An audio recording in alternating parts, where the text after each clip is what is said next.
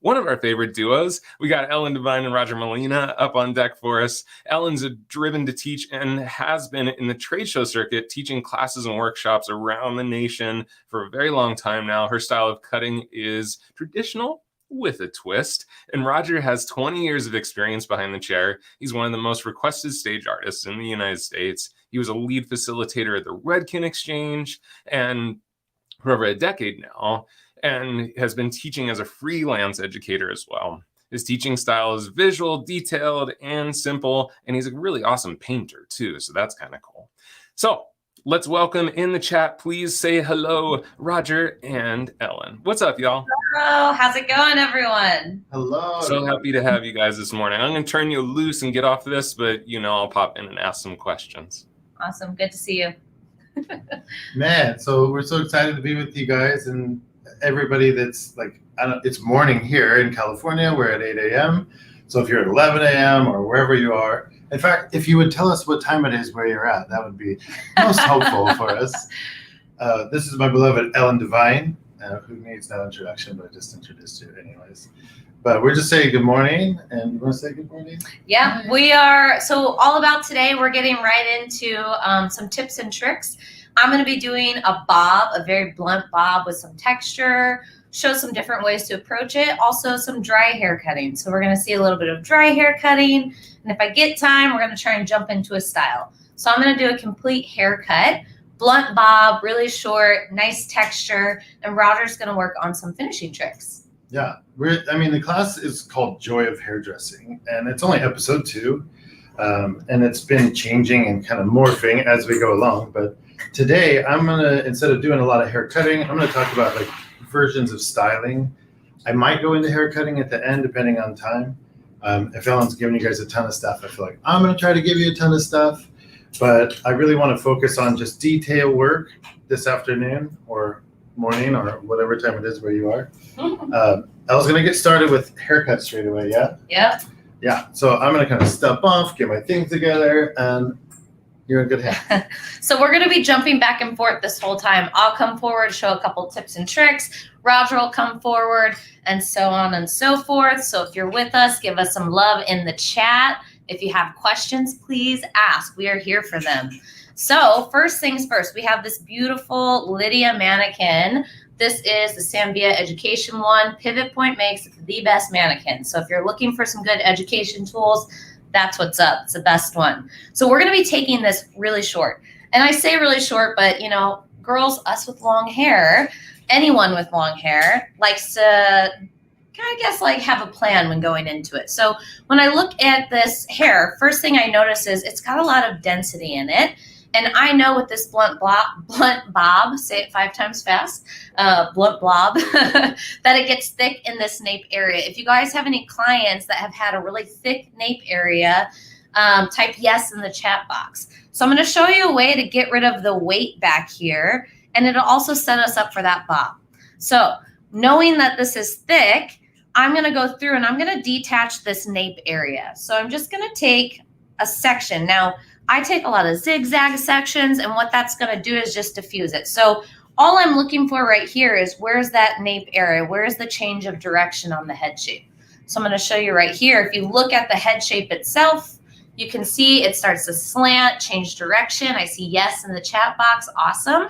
So the way I'm going to detach this is really short, but know that you can always alter the length depending on your client's density of hair. So I'm going to go right in this nape area. I'm using a zigzag section. So I use a lot of zigzag sections because that's going to diffuse my line. I'm going to make a detachment, and I just don't want it to be super harsh and super, I guess, choppy, if you will. It's going to soften the transition. So I'm going to start here, and then I'll move to the other side. When I go through, I know that I'm going to take my bob right about to the dip of the neck right there. So I'm losing a lot of length. So to set me up to detach, I will need to get rid of the weight right here. So there's a lot of weight. And actually, as I look at the density of her hair, I actually might just move it up a bit. So here's a hot tip. If you have a client with thicker hair, move your lines up. If you have a client with finer hair, you can move the lines down or work in a smaller area. Just depends how much they have. This is also going to make your haircut actually go faster as well, because I'm going to get rid of all the weight to start. So I'm going to pick up my reversible blending shear, one of my favorite tools. You can see it's got the double tang right there. I'm going to use this to actually cut length off.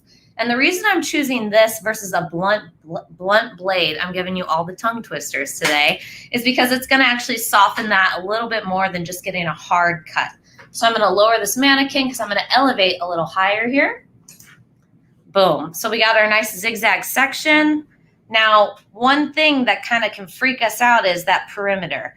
I could cut this if I knew the exact length I wanted to go, but what I'm going to do instead is actually go inside and leave really the outer perimeter out, just because we haven't chosen our length yet. Okay, now all this hair on top is going to float over that, but I'm going to take my fingers and I'm going to elevate them straight up. They're parallel with the ground right here. So I'm just going to cut all of this hair off. I'm going to comb up since I'm elevating up. My fingers are square to the back of the head. I'm going to elevate. And now I'm going to take my reversible blending shears. Here's my blunt blade. And I'm just going to enter and then rock back and forth. This is getting rid of weight. Now, if someone doesn't want to go this short, obviously, if they're keeping their hair long, all I'd have to do is just float up higher.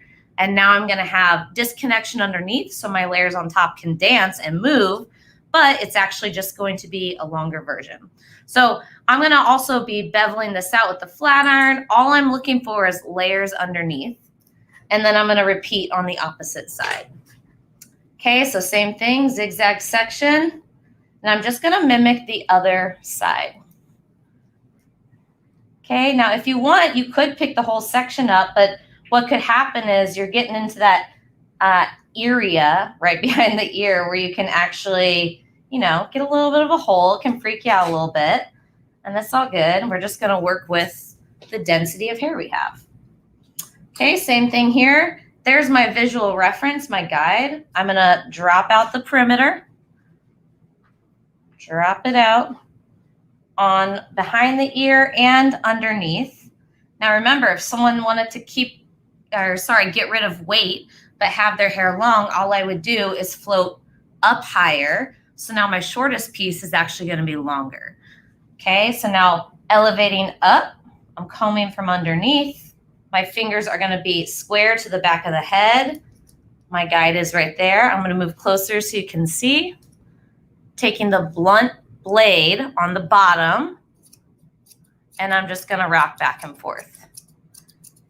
Ellen, you may have mentioned this, and I might have missed it, but how are you determining how much of that perimeter to drop out? So no, great question. I actually did not mention that. So I usually like to give myself about an inch worth, because all this hair, I know that I'm going to be doing a one length bob with some internal layering, which I didn't mention. So I'm not going to do layers on top. I'm going to show internal layering more.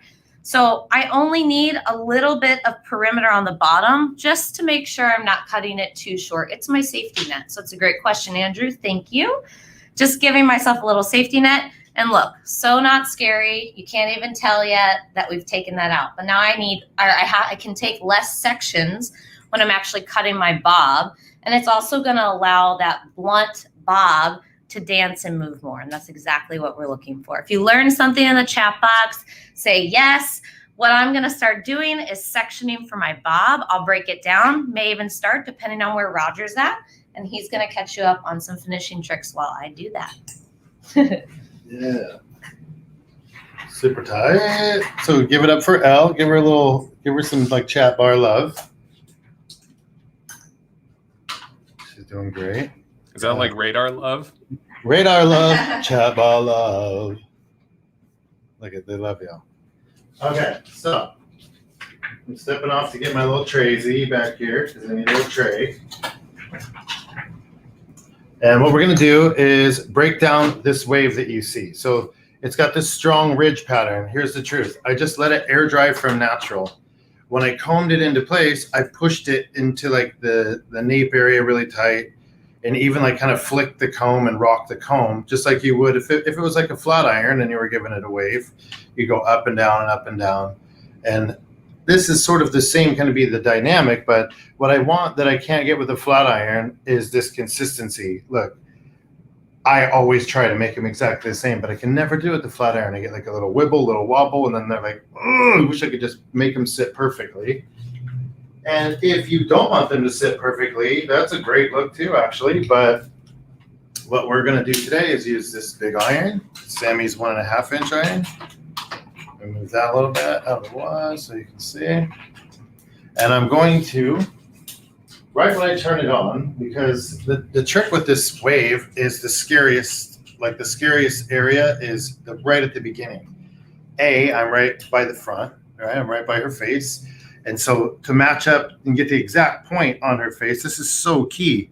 I want that dip to be right, like when it sweeps back, it's right over her eye. So that's my feature focus. You can flip it either way, but I like it to kind of tuck in first. So I like to take the iron right away to that first one right by. So here's the like hot tip is don't turn the iron on until you're ready to start. Because if this bakes for a really long time, it gets super, super hot, right? Because this thing gets hot fast. So turn it on right before you begin, and so that you can get this first dip and get yourself settled while the iron's getting hot, so it's not super scary to have right there. So without further ado, I find my point of reference, and I'm going to go for the eye, like we said. I'm going to take the whole left front quadrant. So in beauty school, we call it T part plus part. And you're going to go right to that eye. And I am going to match with that opposite side. So it's really just a little bit below the eye, really. First wave. And it's going to go spoon up on the bottom. And I'm going to just tap. Bump, bump, bump, bump. Let me turn her a little bit. Right. So I tap that first wave. And then I'm going to rock back, meaning back up towards the top. And then I'm going to go down the other way. So like when Hugo taught me one of these alternates a long time ago, Hugo Urias, he said, he called it a motorcycle wave because it like went that way and that way and that way. I don't know who taught him. Maybe somebody taught him. That's the thing about hairdressing is none of us really invented it. It's good to pay tribute. Hugo does it with the flat iron. Like I said earlier, it makes it, I get a little bit wonky with it. I'm going to just kind of pick up, so forgive me coming underneath. I think it's the best way to see it. And each time I pick a new spot, I can go right to the ridge. So the ridge on the top of my spoon, I go right to that ridge, and then I can press back. Because I don't want any like forward or backward to my wave, I just press down on the top. And when I come back the opposite way and rev up, I hold the hair down. So the more I drift it left or right, the more like crest or like push to the wave I get. So sometimes you can drift it forward or backwards and let that do it. When you're doing it yourself, you really can do it whichever way that you'd like. Try to kind of avoid, once you've started, avoid coming through and brushing too much. If you do need to brush like I do now, try to brush from like where you've been and brush down. Like old school when we did waves, let me just set this down for 1 second. Old school when we did waves, we had to hold the ridge that we were working on and brush from there down, or, you know, like holding it, pinching it, and brushing from there down. So it's the same kind of mentality if you're from that old school, that you brush from there down. Try to, if you need to brush, but try to avoid doing that altogether if you can. Grab that ridge, push up. Sometimes I'll use the teeth of the comb to get more tension, but make sure that it's even. Grabbing all the hair with the same teeth. This comb's sick because it has like a little part where I can grab and like divide and pull little pieces out, but I need to make sure that I get all of the hair into the finer teeth, right? Don't let it sit in that gap at all. And then working again. On this one, in fact, I want them to kind of drift back away from the face. It can get a little mud flappy as it gets towards the bottom. So I like to drift away from the face when I get toward this last ridge, meaning grab the ends and just pull.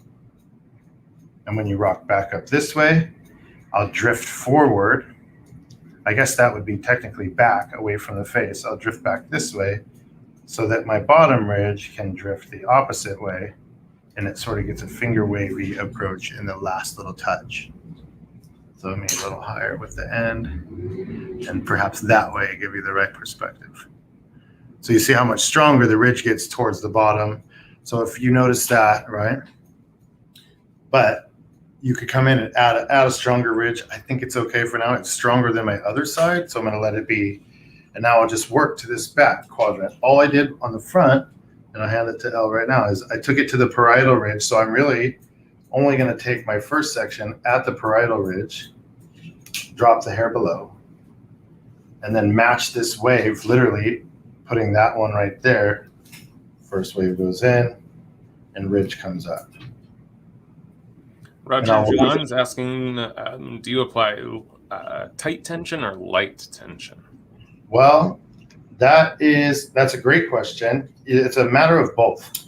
When I'm holding the hair down here, my left hand, my non-dominant hand, the one that's opposite the iron, is very light and it's being very touchy until I get everything lined up. Once I have my iron closed, then I'm becoming a little bit heavier handed and I roll up and I'm kind of pulling hard here.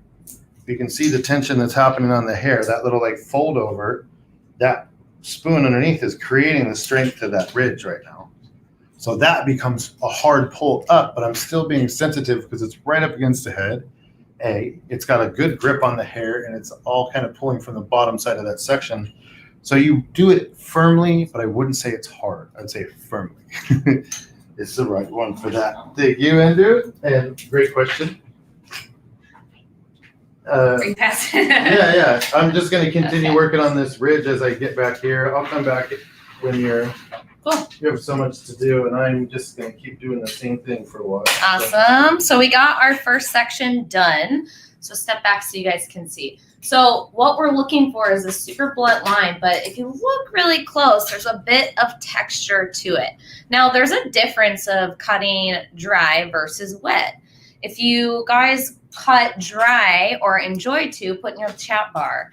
But if you have any concerns about why would I cut dry versus wet, type it in. Let's answer some questions. My personal choice in cutting dry, really, it can depend on the texture of hair. But also, if you think about when you cut hair dry, I'm actually seeing where the hair naturally wants to live. So I'm looking at exactly where it's going to fall. I'm able to do texturizing while I'm cutting the length as well. And what we're doing is we're trying to get that super blunt look, but you can tell that there's texture at the bottom. So now I'm going to drop this back section. I just finished this the right side of the head. If I'm looking at her, it's the left side. You can start anywhere, but to catch you up on the sectioning, what I did, I started in 4 quadrants. So I have my front 2 quadrants, and then in the back, I have my quadrant that I've now split in half. So this is going with the shape of the head. Let me just show you in a clip so you can get a nice reference visually. So if I have 1 quadrant in the back, you can see that right here. There it is. It's a little dark. Right there, you can see that back quadrant split in half. And that is where we're going to kind of follow the head shape. So everyone's section is going to be different. I see someone in the chat bar said, like, it makes me nervous. So cutting dry can make me a little nervous too. I get it. But if you have the right tools to set you up for it as well, you're golden. What's nice about it is that there's no second guessing. Maybe your client wears her hair straight most of the time. Well, now if it's a nice blowout that you started with and it's nice and straight, there's going to be no bounce up, no guesswork involved. And it's really going to give you a different kind of end result. It's going to be more textured. You're going to get more movement happening. And that's really why I have it as a preference for a lot of these cuts. Now I want you to see right here, we have our disconnection. I'm not using a specific product for like smoothing it, but rather to prep me for future. Knowing that I'm going to actually curl it, I'm going to use Redken Iron Shape 11. So I'm going to spray that. It's going to kind of calm the hair down. And it's also going to prep me for when I decide to put a wave in it. I'm going to go in with my Sam Villa Classic Shear, and I'm going to be doing some point cutting. So I'm going to use my fingers. My finger is between the skin of the head and the where I'm cutting the skin of the neck and, the skin of the head. but I'm resting it on the neck. So I'm going to get a little bit of graduation, meaning it's not going to be completely flat. I'm not compressing it against the skin. I'm actually going to hold it out. And when there's graduation back there, that means that it's elevated slightly. So there's a little bit of movement that's going to happen. Okay, so I'm going to come in. Let me get my big hair out of the way here, get nice and tight. Okay, so now I'm just going to comb down. My previous side is done. And now right here is where my guide's going to be. I'm going to come underneath. Okay, I like to stick a couple fingers underneath because I'm going to rest my finger, my blade that's not moving on my ring finger. This is how I'm going to point cut. Now, do I cut myself? Yes, it happens. It happens, but this is going to be my safety. So I'm going to try and visually make sure we're getting this nice and good. My fingers are going to be square to the back of the head. So I'm going to get a little bit of over direction in the corners, which is good. That's what I want. It's going to be a blunt bob, but it's going to have a little bit of angle to it, if you will, once I get to the front. Just a very subtle angle, and that's just personal preference. I like how it looks. So I'm working my way inside out, and this is a hot tip I kind of learned along the way, is to come back the other way and actually kind of cross hatch it so I get any pieces. But that was the whole bottom nape area in one cut. Now I'm just going to come up, section that back area from the crown. So as I work up my haircuts, I work within the areas of the head, and I'm just going to spray my iron shape 11. This is going to kind of calm the frizz down, but also set me up for when I curl it. And since I'm cutting to the client's head shape, I'm going to get a more predictable end result. I'm using the Sanvia no bend clips. They're great for dry hair cutting. For that reason, I'm not going to get a bend in it. Okay, so here's my guide right there. My ring finger pops out. I'm going to point cut. Now, if you are cutting this, your body position would actually be right in front of the section. I am standing to the side so that you guys can see. And anytime you move your body, you could get a little hiccup in what's happening. So I wouldn't be surprised if the left side is off a little bit and I need to do some tweaking when I finish cutting this section. And that's just because body position really will affect how your hair lays and once you cut it. Okay, last section in the back. Same thing. I'm gonna, rather than being completely parallel to this section, little movement. You see it? Boom, little movement just to go square to the back so that I do get a little bit of over direction. I'm not holding it tight against the neck. I'm lifting it just a bit. And I'm also combing with my comb that is more spaced out. So I'm not getting a super tight tension. And I don't have any or too much bounce up when I'm done. Now I'm going to come back the other way. And then if I want to get even more weight out, all I'm going to do is peel this top layer off. Now I'm going to rest it in my comb. That's why I like the wide teeth for this. Boom. And now I'll just go slightly to the side so you guys can see. I'll lift it out. And now I'm just going to come in, vertically point cut to release a little bit of weight. Don't need a lot, just a little bit. And just get rid of some of that weight so you have more movement. What's up, Andrew? Jackie Jones has a great question, and I'm thinking maybe you might address this a little bit later. But when you're doing this kind of haircut, how do you avoid the hairs that pop out when they tilt their head down after doing it? Nice. That's actually what I was just looking at, so it's a great question. So you will get some hairs that pop out. I address those usually at the end. It's a great question, Jackie. So I'll just show you now since it's being brought up. If you get these little hairs that pop out, which you will because my finger had that little bit of graduation, afterwards, you would just have your client look down. And I do this with every client. I have them look down. Now I'm just going to press down and you're going to see, you can see it right here. See those little hairs? If you see it, type yes in the chat bar. So when you have those little hairs, you can compress down if you want, but I can see my top line right above it. I'll just go through. My blade will now rest against the neck, and I just simply cut that off. No right or wrong reason. You could do this with a trimmer. You could do it with a blending shear. You could do it with a razor, whatever your preference is, but you will get it no matter what. So easiest way for me is to have my clients look down. If you have it on the sides, you can even have them tilt their head to each side so you get it there. So great question. Thank you for that.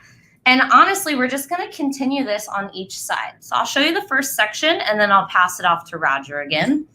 Okay, so, oh, awesome. I see people saying I do the same thing. It's the easiest way to get it done, right? So now right here we have that area where it's easy to kind of get a hole. So my first section is actually going to come right above the ear, so then I don't get any of that. Okay, so I see a question that says, are there any certain hair types that you would compress the nape area? You could. I think that's a personal preference. Like if I'm going to cut wet, a lot of times, yeah, I will compress it down. I have better tension when it's wet and it'll lay better. It's a little trickier for me sometimes, and that's just me. So I would say it's a personal preference. If you're trying to go for a super sharp, like non-textured line, you could go through and you could cut that blunt really simply. But for me, since cutting a blunt line on a curved surface, which is their neck, it can be tricky. So for me, it's easier to measure with my finger and then come through and clean up afterwards. So that's a great question. Okay, so here's my next section right above the ear. I'm just going to show you one more time. Now I could make it really blunt and follow this line, but I'm going to continue with the subtle angle. So now comb down. Okay, I'm just going to do a little bit of a twist. So rather than flat, a little twist. So my fingers are going to go pointing back to the back of the head. Now, because I'm doing over direction, it'll get longer in the front. You'll have a little more weight in the front. But I will get that little piece underneath because I've moved it out of its natural fall. And I do the same thing to clean up that nape area again. So here we are. You'll probably start seeing a little bit of an angle and some hair pop out. And then I'm just going to continue this on either side, and I'll catch you up when I get to the very front. We'll pass it off to Roger. If you guys are doing good, give some love in the chat box. He's going to show you some sick waves. Come right up. Right. Right in the waves. So guys, I'm over here like playing. You know, the class is called The Joy of Hairdressing, and I'm over there like doing this and thinking about it. And I totally forgot that we're doing a class. And I'm like, that's the whole joy of hairdressing, like to just be all, oh, that's sick, that's fun. I think that's the original idea. When you were in school, or like maybe you're still in school, sometimes like just taking the time to play makes you feel like you're still in school, even if it's been a long time. Yeah. So here I am over here playing like while we're doing the class, and I finished this wave. I pushed it in on both sides. I did it all the way around. And some of the things that I should point out is that, you know, this back little nugget, I'm going to take and pop up. I'm going to redo this. I was just, you know, getting ready. Basically, I just took the hair that lives above that ridge, and that's really the hair that you need to focus on waving. This stuff under here, you can see I did a little bit, but mostly like down to the bottom and the ends that are going to stick out, just so that they match and not really match, but kind of match. And then I'm going to work in this back nape area, which is basically just leave out everything ear forward and nape and occipital up, also known as parietal ridge. And I'm going to take this horizontal stuff and just kind of tease in. The bigger you tease, the bigger it is. So if you go high, you're going to get bouffant. If you go like straight out, you're going to get like a, you know, mid-century Italian. If you go super low, it could look more modern like it was last 10 years ago or so. But basically, the fun part about it is looking into the decades and figuring out which one comes from where. So you should look at that up and learn on that for a little while, because as a hairdresser, that sort of stuff brings back joy, yeah? So I go all the way across horizontal, and I'm taking a horizontal section, but you can see I'm not being super stickler about it. Stickler, that's a new word. And as I come through, like if you want to hit it with the spray, you can. The reality is that like the more you spray before you pin, the messier it may get. You know, somebody told me that once, and I believe it. I'll say that again. Spray less in the beginning and save it for the finish, you know? If you can. In this scenario, right? If you're building a fortress, of course you need hairspray, but I'm not trying to build a fortress. I'm just trying to build a little tiny day camp. Did you like that one? Day camp. The day camp. So I'm going horizontally with like the elevation, then I'm just pushing up. I'm not sure if I'm pushing up because I want to, or if I'm pushing up because I'm trying to get, underneath there. So what I'm saying is it doesn't really matter that much. Once I get down low, I'm just trying to create a pillow to pin. And so when I'm teasing this last bit, better you go from top down. So I've been going from the bottom as I tease up because I'm working towards the top, but as I'm working towards the bottom, then I'll switch and tease a little bit more from the top. And the reason being is that by the time I get to my outside surface, my clean stuff out here, the tease is on the inside versus the out. And you can even see it here, especially if I were to tease from the bottom down here on this bottom section, all that stuff will be visible, whereas if I tease it from the top of the section up here, then none of it's visible. Okay? So super simple, but it's the details, I guess. I'm leaving that top stuff all the way out. I may re-ridge that. I'm not sure. I've never done this look before. It's really fun though. And the play here is key. How much pillow you want, and also how much length you have. I have the fortune of having almost no length on here.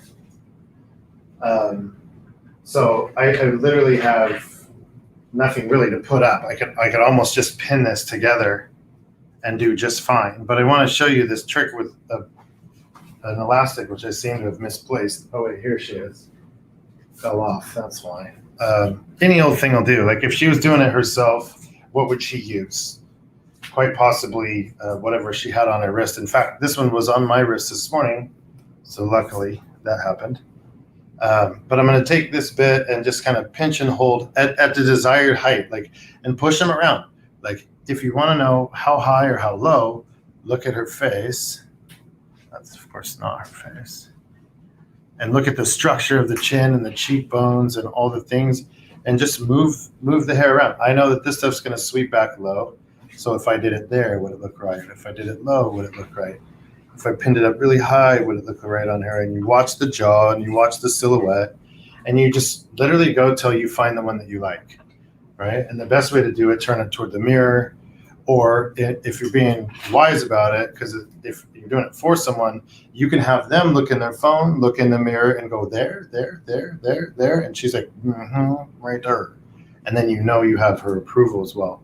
But that can also be a little bit of a double-edged sword. So sometimes I do it in the mystery of no mirror town, and I like it better. But depends on your girl and where she's from. So if I want to just kind of get it on quick, Sam Marie, show me that one. Do a couple quick loopies. Like instead of looping, just loop. So like twisting a few times before I go around, right? Depending on how tight I want to get it. And I'm going to just leave a little nookie at the ends and push it in. And the key part here, and I need pins, so forgive the tray. The key part is going to be like the twist of the hand to get it in. And which one is it? Does it look better if you twist it to the left? If you twist it to the right? If you roll it up? If you roll it under? Here's what I think. A slight twist is best because it just gets everything to kind of sit together. Almost like if you were rolling pasta, you give it that last little yeah. And then I'm going to go through the band, and then the ski teeth, like the ones with the bridges, are going to go towards the scalp. And I'm going to keep my hand trapped there. I'm going to step on my little tripod so her head doesn't move. So if it's a real person, say, I'm going to push on you right here, push back on me a little bit. That way you can get good tension. Before you let it go, just keep your hand on it. You're going to grab a couple pins and go each way. Like back in the old school, they used to say to cross your pins. I don't know what they say in the new school, but I'm going to say, make sure that you can feel a lock it. Right? The first one, not going to lock. But the second, lock it. There's 3 lockets. 1, 2, 3. And I basically built a little X or a little plus or a little whatever you want to call it, pushed it in. And then I'm going to drop all this hair over and the hair in the front down and just look and see what we got. Don't overthink as far as what you're going to do with this. You're literally going to take all this hair and schmutz it onto that bun underneath. Hair pins, not bobby pins, and go through that band underneath, and then with the hair pins, lock into the previous locket that you got underneath. So I go through some hair on the outside. Let me turn. So I go through some hair on the outside, push it up to the bun. And then when I go through the hair here, I'll feel the bun, go back and lock it to the scalp. And push that around a few times. 1, 2, 3, 4 pins, maybe on this back section total. Now I'm using black ones, and you'd ask me, why would you use black ones? Well, so that you can see where the pins are placed, because it's probably going to be hard to even find them with black ones. See if I can get even closer to you. See, the black ones have disappeared. So even that doesn't even matter. If you end up with this pin or that pin, really the idea is you tuck it in, push it in tight, and then leave that hair sort of down. I'm going to dress these pieces back and around and find out what looks good. Basically, same mentality. Pushing into those places and pinning in those places and leaving sort of a mess, if you will. And just hold your hand over that spot. So if she's doing it on herself, it's easy because she can hold and just punch in. The biggest mistake is that you let go too soon and then you haven't got enough pins in there to hold into your base. So I'm going like a ton of times onto the base before I let it go. Now that I'm almost to the end, then I spray and I push and I spray and I pin. But if I would have sprayed a bunch beforehand, I got a bunch of gummy mess by the time I get to the soft part at the end. Not that that's wrong to have like really heavy hold. It's okay. But, you know, the old school in me about this is that like, this is from a point in time where you didn't even have hairspray. You just had nets. So it just sort of schmutzed on like that. So I got one side down and one side done. And I'm going to keep just schmutzing and pushing those pieces together and wrapping it up into this same sort of mentality as Elle comes in. I know she's ready. It took me a long time. I'm sorry. But I hope that was good. Give some love to Elle, and I'll be back in a minute. Okay. So just to catch you guys up. So we got our nice blunt bob. She's looking good. I love it. So you'll see we got a little bit of an angle happening. And that's because I'm using over direction to do that for me. So we're going to show you this last section, and I'll show you some cool texturizing tips. But easiest way to do it, I've actually already cut this bottom half. So just to catch us up, now I'm going to come in front. All I'm going to do is just match my guide in the very front right here. So I'm going to pull it straight down. Right there is my guide, and I'm just going to cut for reference. Okay. Now this whole front section, I've already cut the underneath. All I did, and you might have to take it in two because it's a wide section. I'm going to move it over so you guys can see my movement. So right here is the top of the ear. It's my point of reference that I'm going to refer to. When you know your points of reference on the head, it makes it really easy to know where you're over directing to. So the tip of my fingers are going to point towards the ear. So this is flat. That's parallel with my section. Boom. I'm going to twist. My finger is going to point towards the ear. I'm not completely 90 degrees out from the ear, but I'm diagonal for it. If that makes sense, show some love in the chat. A subtle twist, and now same thing. I'm just going to point cut. You can also see my guide underneath. Can you? Boom. Let's see. It's a little dark. I'm like, you can see my guide. Can you? Mm-hmm. There it is. Okay, get those long hairs and just going to cut. So continue with the point cutting, cross it over, get those extra hairs, and thanks. Nice. Continue on. So here's my front section. Same thing. Now my guide is right there. All I need to do is connect those dots. So when you have a guide, I always say it's a guideline. It's not like it has to be the same exact length all the time. It's a guideline. It's a reference. So it's a way to find where you're going, give you a little bit of direction. You know, think about when you're on your way somewhere new. You always plug it into the GPS, or you have a map that you look at. I mean, do people still have maps? I would love to still have a hard copy of a map, but you have a map that you look at. It shows you point A and point B, and you have to figure out the journey to get there. So when you have a guideline, all that's doing is telling you where you're going to end up. So it's important to have a reference of some point, but know that the way you get there can change every time. Okay, so now, just because you can see how blunt this is, I'm going to do the same thing, peel the top layer off, put the hair into my comb, and I'm vertically going to point cut up. Now the other side, I've already done some texturizing, and I've used my 14 tooth point cutting shear. Okay, and I'll show you that. There we go. For reference, I've been spraying Iron Shape 11 on it as well the entire time. So if we get time, we'll show a little bit of styling on it. But here's where our texture is going to come in. So if you look at this side, it's already complete with texture. You can actually see the frothiness that happens, and you can actually even see this little bevel happening. Now this side has no texture. See how it just falls flat? We're looking for airiness. So how we can get volume without having perfect layers on top. So if you guys have ever done teasy lights or heard of them in the chat bar, say yes. So that's when we color hair, right? You're going to back comb, and anything that's left out after back combing, you end up coloring. So I'm going to do the same thing, but with cutting. So I'm just going to take horizontal sections because I want to continue that weight, and I'll show you from the profile. I'm taking about, I'd say an inch, 3/4 of an inch to an inch section.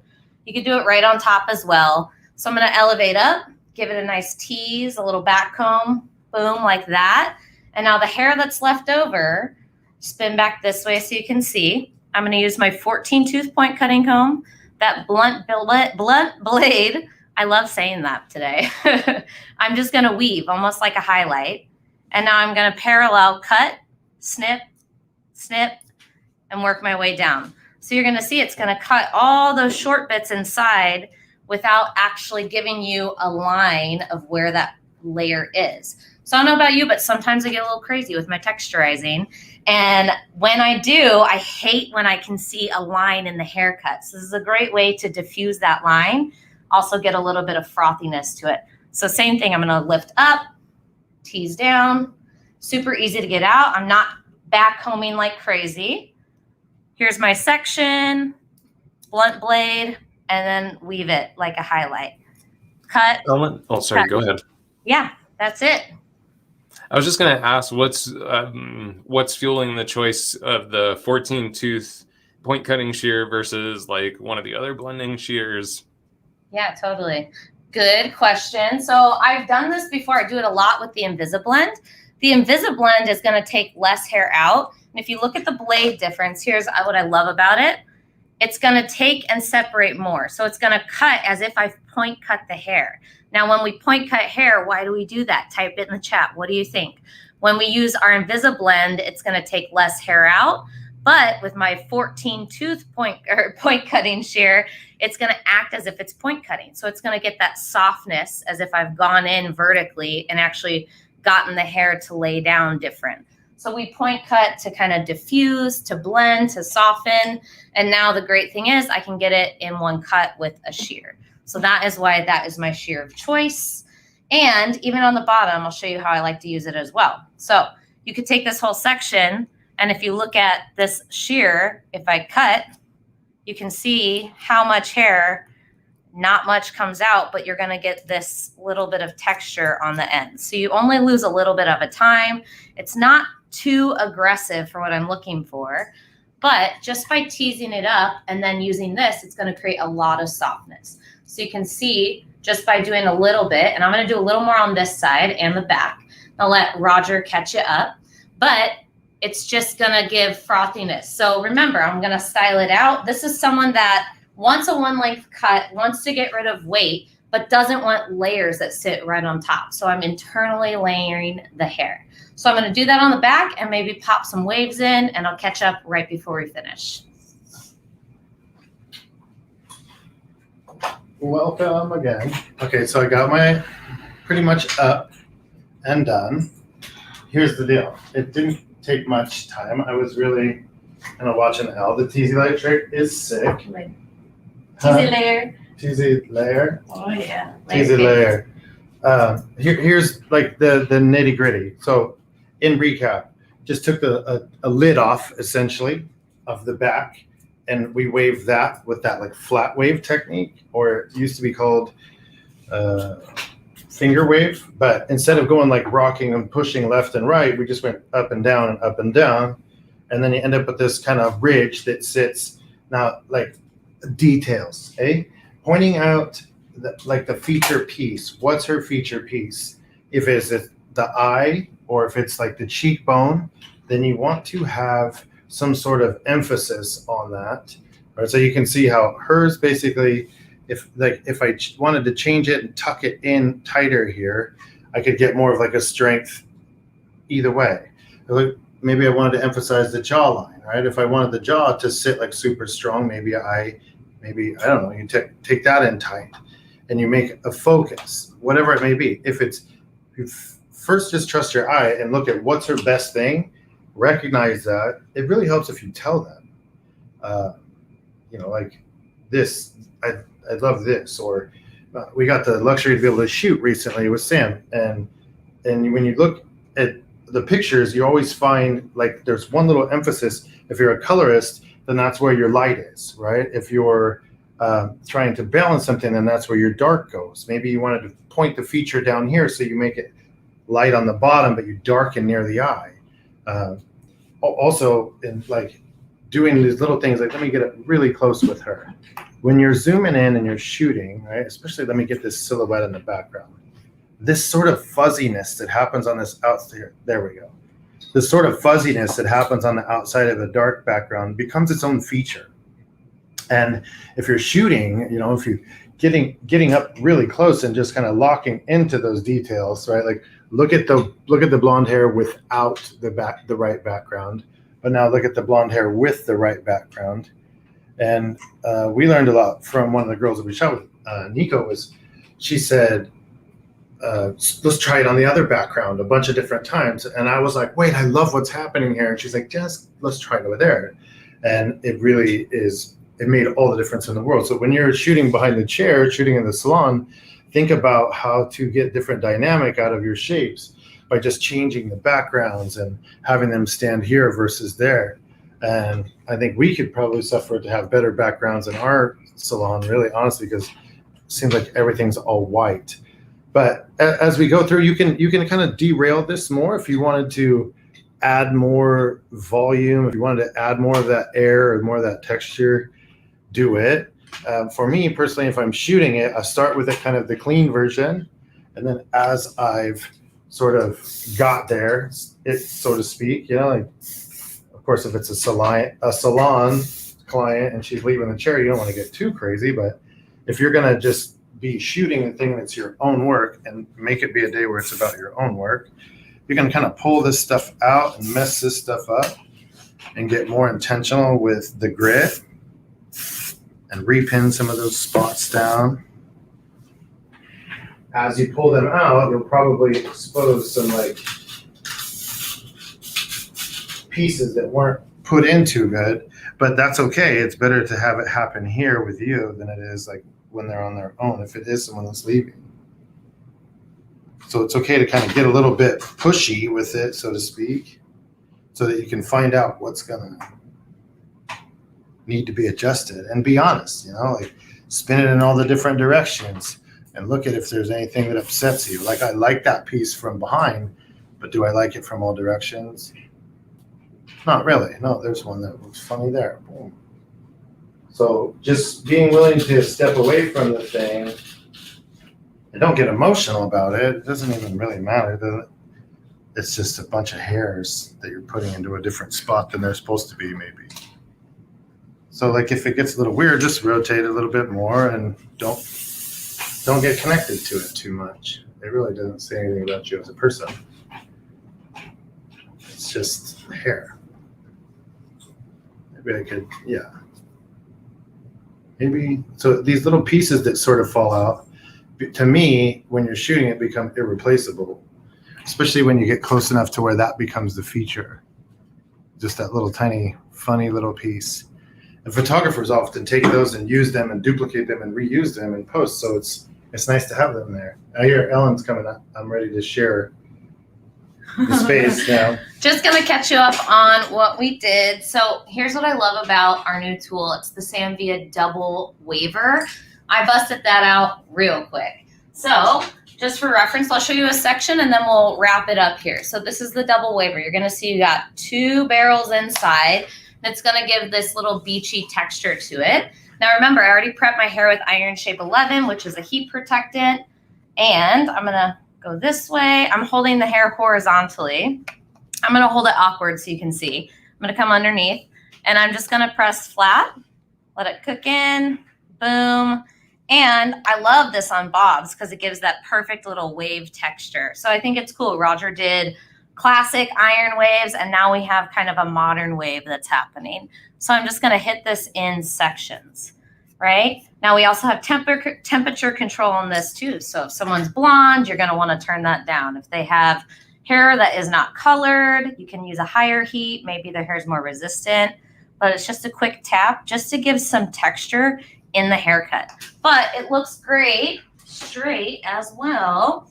I'm gonna finish it off with triple dry 15. Come underneath. This is a Redken product. It's kind of like a dry shampoo and a texturizing spray. So product I love to give that little soft texture. And clients, when I'm going to take a picture in the salon or something, I'm going to have them flip their head over so they get extra volume to their hair. But super easy way to get a nice blunt bob, a little bit of texture and movement in there, but doesn't take the integrity of the bluntness away. But I'm all about this little waver lately. It's a different texture. It's fun to play with. And, you know, future should get some bangs if she wants, you know? So catching you up, remember when point cutting, dry, a nice little tip, rest your blunt blade that you're not moving on your ring finger. When you're adding texture and you don't want perfect layers, you can tease that hair back like we did. We call them teasy layers.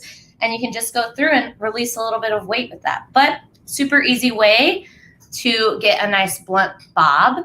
If you guys learned something, type it in the chat bar. Tell us what you learned today, and I'll let Roger catch you up. Just wanted to give one more last detail. So this is the one that we did with, this is the big iron, the 1.5 inch, 2-in-1, and it gives you that looser wave. See, we did a messy updo. If you wanted to do it to bobs, right? So I have a bob that's kind of this natural graduation. I say natural, but classic graduation. And then we waved one side. Now look at the difference between the sides, right? Like the wave put into it, it gives us this sort of like, if you were to see where the line sits, it goes diagonal at the eye. So I met it right at the corner of the eye and then drop it down using the 1-inch iron this time to get that ridge smaller. So I wanted to lean away from the eye and go like in the opposite of the bob pattern, which was diagonal forward. So I went diagonal backward. And that sort of gives us strange just juxtaposition to the shape. And I focus it at the eye level there. I push towards the eye. So I'm actually like featuring the eye and hiding the eye at the same time. So it makes it like this sort of dark mystery that you don't really know about, which is coming back because emo's alive. So that sort of push and ridge on one side versus the other, see how classic it can look or how new it can look at the same time. So really just wanted to show you the same dynamic. Think instead of pushing left to right with the finger wave, go up to like up and down with the finger wave. And that is all for the technical stuff. I believe that we had a lot of fun. I had a ton of fun. Yeah. I feel like, did we just do a class? Yeah, super chill. I mean, you guys keep up with us on Instagram. I think they're going to put our handles, but I'm Ellen Devine Hair. Oh, yeah, they're at the bottom. Roger Molina Hair. If you have questions, totally reach out. We'd be loving to answer any of that. We'd love to. So definitely reach out if you guys want to chat anything. I promise I'll answer you. Yeah, if there's anything in particular that you guys really enjoyed and you use it, you don't have to, but we would love it if you would tag us in stuff and just be like, oh, this was from your class, because as educators, that's the whole value, the whole thing for us. And so it just makes us feel like, look, they're using it, it's working, people are paying attention, because sometimes we just feel like we're in, this is our stuff, how do you feel? But if you feel it and share it, we know it and we take care of it. Cool. Well, lots of great information from you both. Really cool techniques, both with the bob and with the styling and finishing. It was kind of fun to have that nice mix between the two today. So thank you both so very much, and I'm sure we'll have you back on really soon for another Mannequin Monday Transformation Tuesday. For sure. Thank you.